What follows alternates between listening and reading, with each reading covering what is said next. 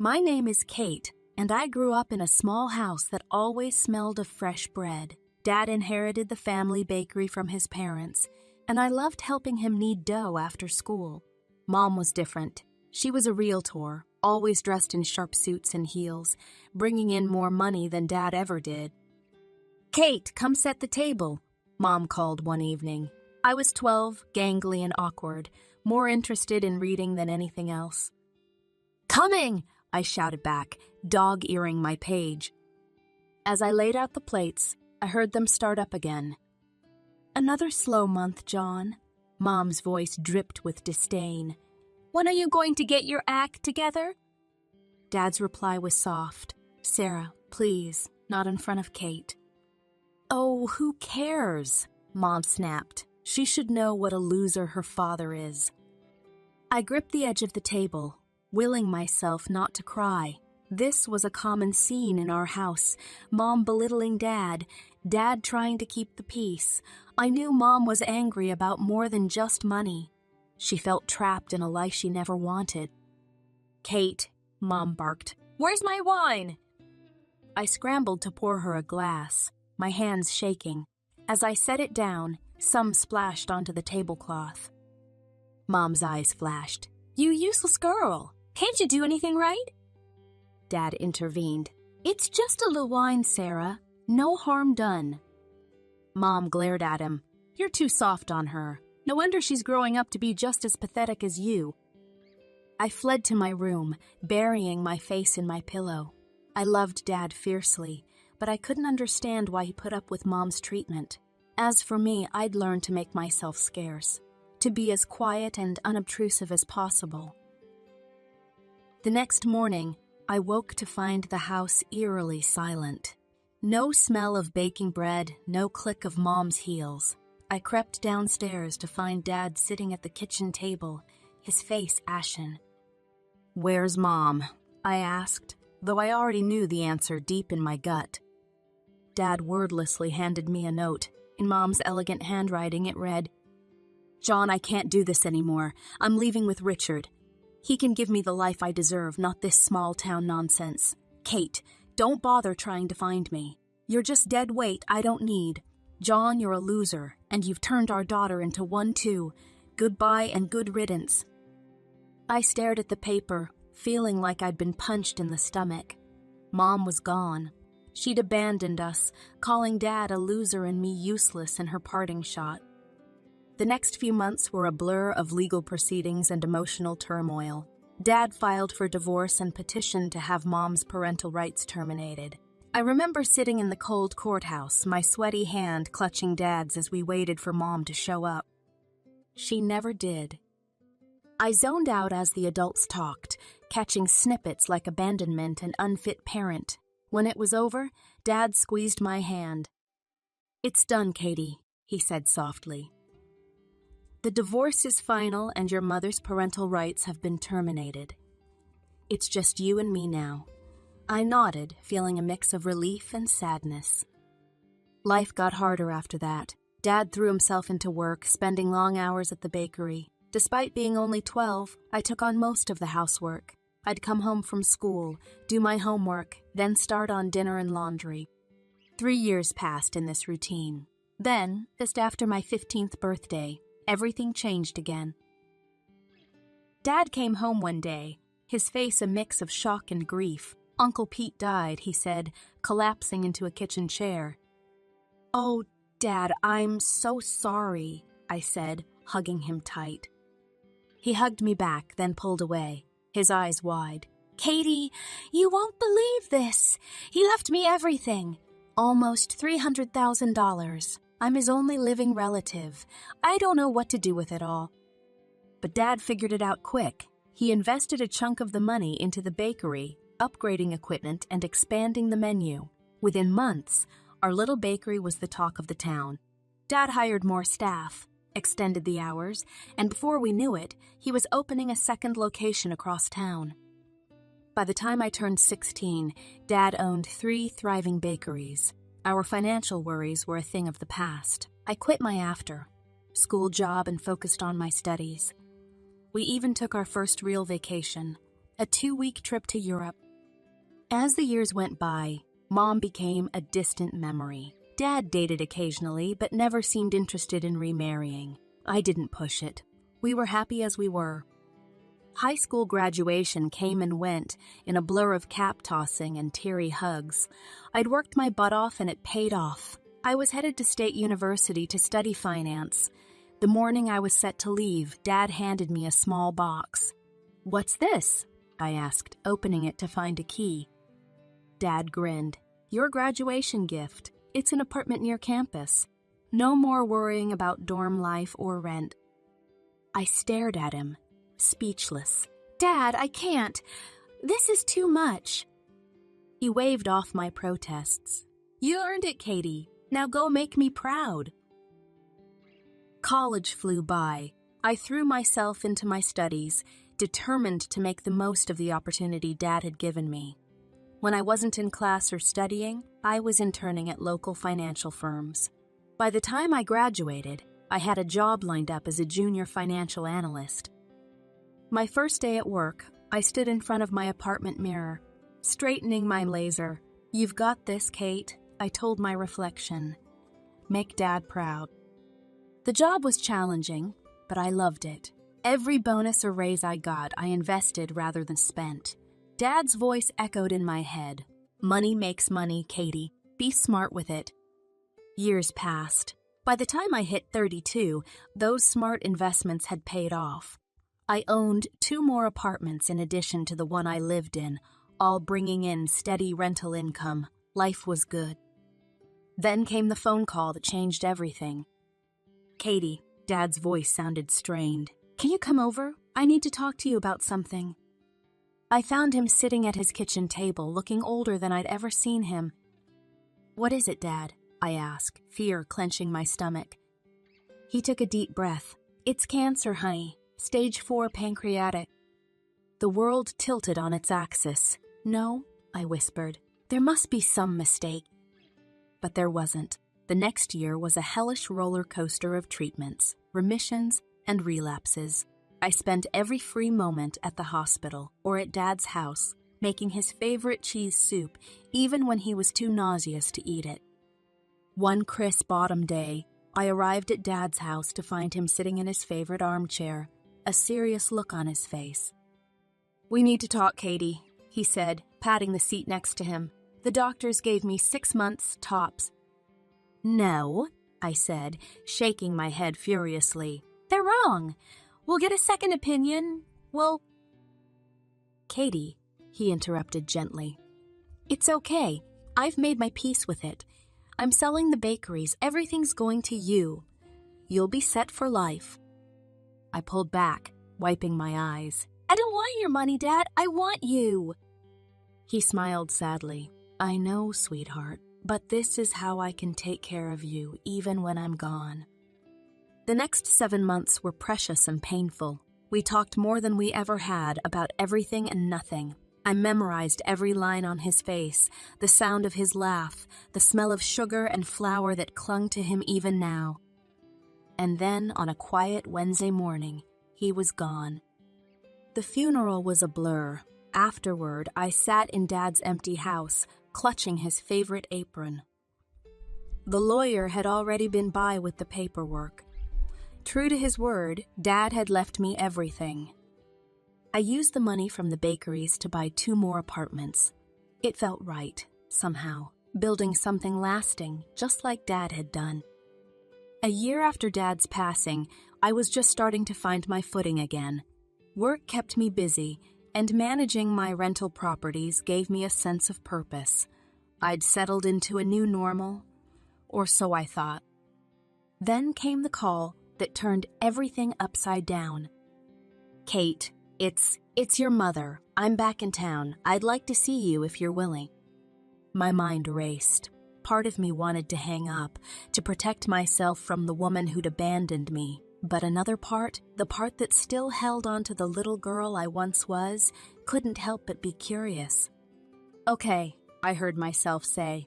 "Let's meet at Rosie's Cafe tomorrow at noon." The next day, I arrived at the cafe early, my stomach in knots. As the clock struck 12, I saw her walk in. She looked older, of course, but still elegant. But she wasn't alone. A young girl, maybe 17, trailed behind her. Mom spotted me and hurried over. "Kate, darling, you look wonderful. And this is Lily, your sister?" I felt like I'd been slapped. My what?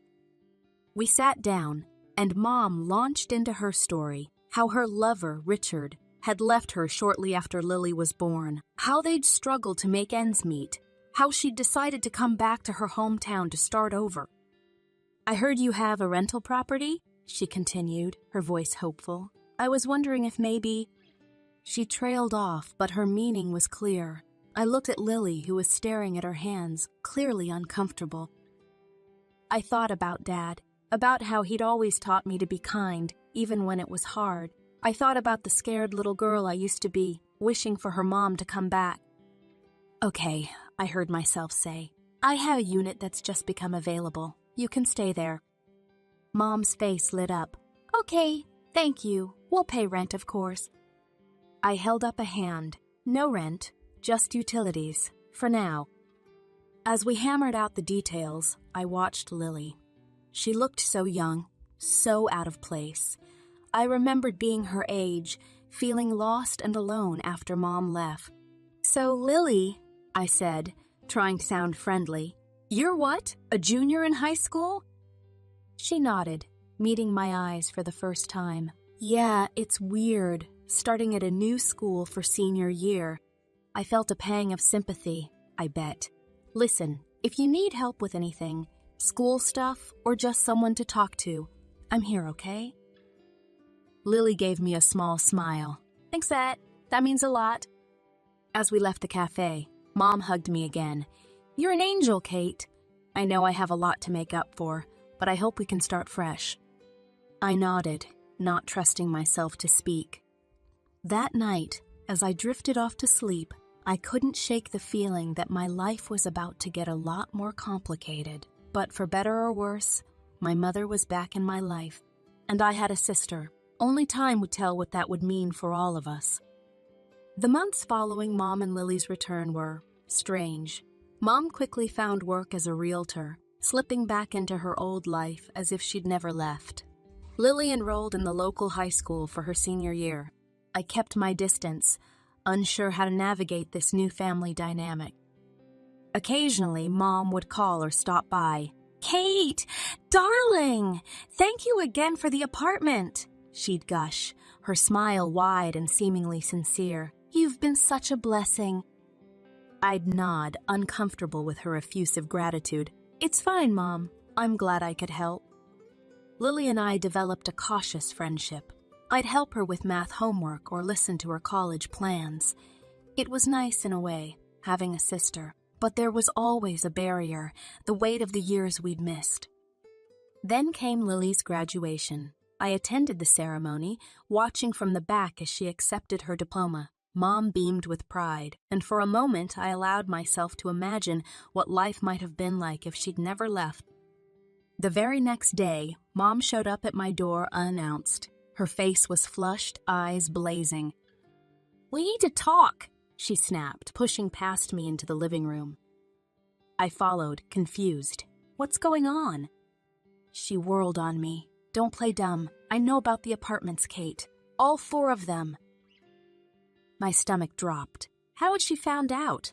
"What about them?" I asked, keeping my voice level. "You've been holding out on us," she shrieked, living the high life while Lily and I scraped by. I felt my temper rising. "Excuse me, you're living rent-free in one of those apartments." "That's not enough," she spat. "Half of those properties should be mine. I'm your mother."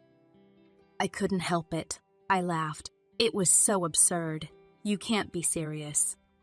You lost any claim to my property when you abandoned us. Remember? No parental rights, no child support." She changed tack then, her voice suddenly pleading. "Kate, sweetie, think about Lily. She needs money for college. If you just sold one apartment—" "Absolutely not," I cut her off. "Lily's education is not my responsibility." "How can you be so selfish?" Mom wailed. "After everything I've done for you!" That was the last straw. "Everything you've done for me?" I repeated incredulously. "You mean abandoning me? Calling me useless in your goodbye note? Or wait, do you mean living rent-free in my apartment for months?" Mom recoiled as if I'd slapped her. For a moment, she just stared at me, her mouth opening and closing like a fish out of water. Then, without another word, she turned and stormed out, slamming the door behind her.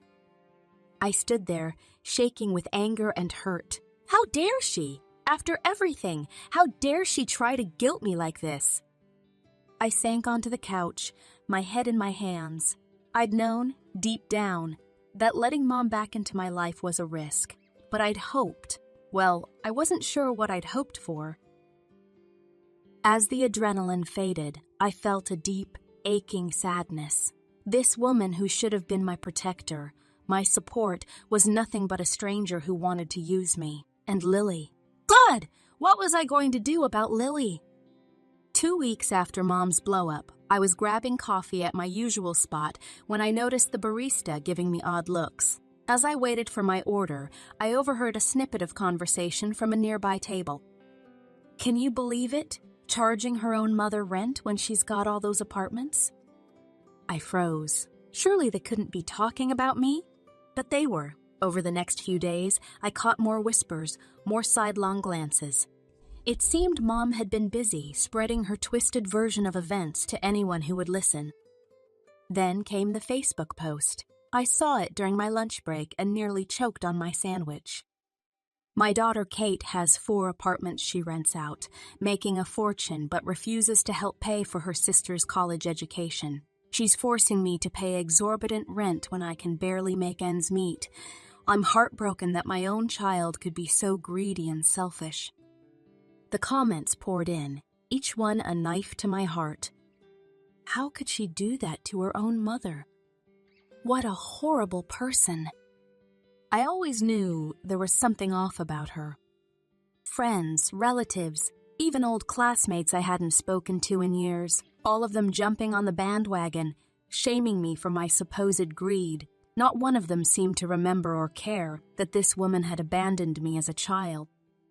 Just when I thought things couldn't get worse, my boss called me into his office.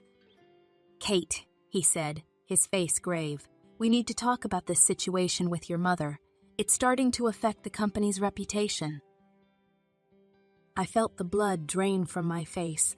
"Sir, I can explain." He held up a hand. "I'm not asking for details, but I need you to resolve this quietly and quickly. We can't have this kind of drama associated with our firm. Understand?" I nodded numbly, not trusting myself to speak. Back at my desk, I found an email notification about unpaid utilities for Mom's apartment. Great, just great. With shaking hands, I dialed Mom's number. "What do you want?" she snapped by way of greeting. I took a deep breath, trying to keep my voice steady. "Mom, there are unpaid utility bills for your apartment. We agreed you'd cover those, remember?" She scoffed. "Oh, please! You're rolling in money from all those apartments? You can afford to pay a few bills." "That's not the point," I said, my patience wearing thin. "We had an agreement." "An agreement?" she interrupted. "Like the agreement that you'd help your family? Fat lot of good that did us." I sat there, phone in hand, feeling like the world was crumbling around me. How had I let things get this far? I'd tried to do the right thing, to be kind and generous, and this was how I was repaid. With a heavy heart, I made an appointment with a lawyer. "Ms. Stevens," the lawyer said, reviewing my case, "you have every right to evict your mother. She has no lease, pays no rent, and you've given her ample notice about the utility bills." I nodded, feeling a mix of relief and dread. "What do I need to do?" He handed me a document. "This is an official eviction notice. Serve it to her, and if she doesn't comply, we can take legal action." Armed with the paper, I drove to Mom's apartment, my apartment really. My hands shook as I knocked on the door. Mom answered, her face twisting with displeasure when she saw me. "Oh, it's you. Have you finally come to your senses about selling an apartment for Lily's college?" Lily's picked out her school. Tuition's due next month. My shock turned to anger. "Are you serious right now? After everything you've done, you're still making demands?" "Don't be so dramatic," Mom scoffed. "It's the least you can do for family." That was it, the last straw. I thrust the eviction notice at her. "Here, you have 30 days to vacate the premises." Mom stared at the paper, her face going pale.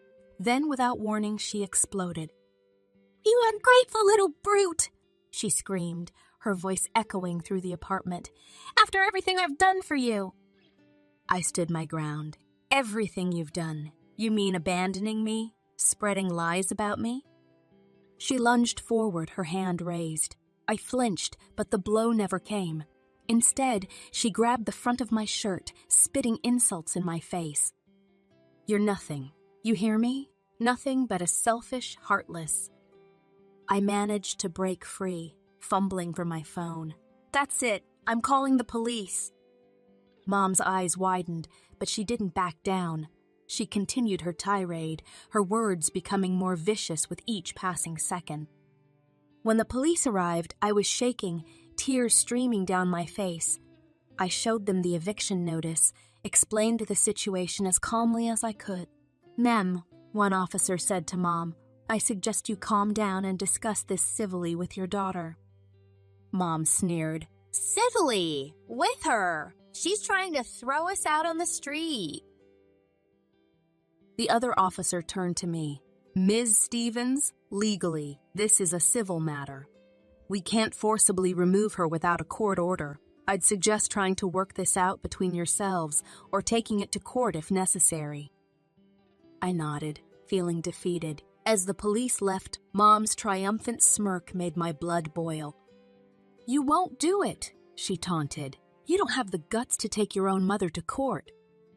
I stared at her, this woman who had given birth to me, but had never truly been a mother.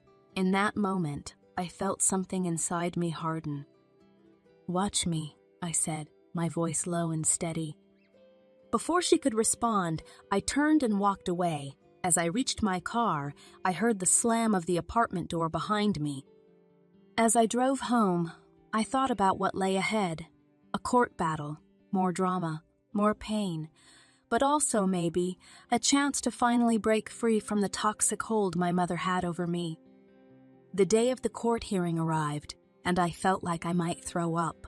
As I walked into the courtroom, I saw Mom and Lily sitting on the opposite side. Mom's eyes were red and puffy, while Lily looked like she wanted to disappear.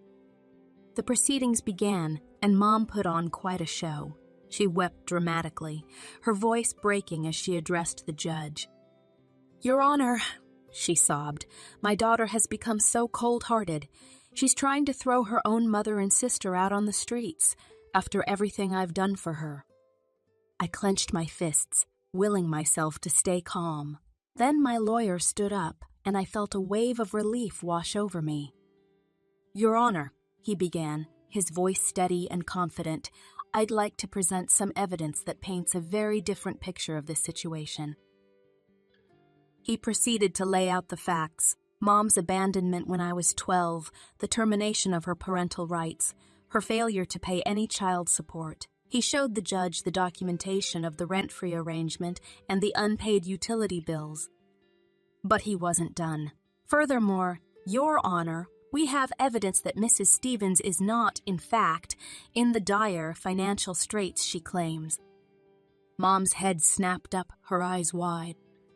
My lawyer continued, "Mrs. Stevens owns an apartment in another city, left to her by her former partner. She currently rents out this property for a substantial monthly income." The courtroom fell silent. The judge turned to Mom, his expression stern. "Is this true, Mrs. Stevens?" Mom's face had gone pale. She opened and closed her mouth a few times before finally whispering, "Yes, Your Honor." The judge's voice was cold as he delivered his verdict.